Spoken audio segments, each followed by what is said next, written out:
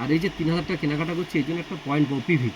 Suppose আমি এখানে মোটামুটি 3000 টাকায় 50 থেকে 60 পয়েন্ট আসতে পারে, 50 প্লাস হবে।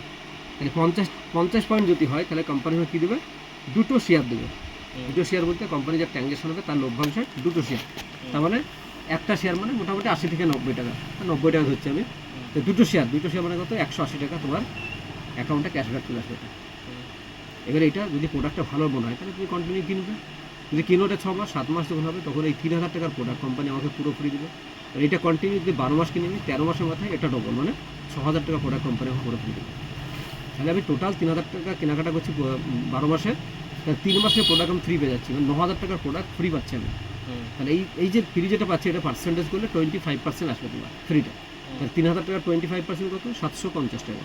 টোটাল যোগ করলে তোমার এটা আসবে 2130 টাকার মতো তোমার আসবে বেনিফিট। 3000 টাকা কেনাকাটা করলে 2100 টাকা আমার বেনিফিট আসবে।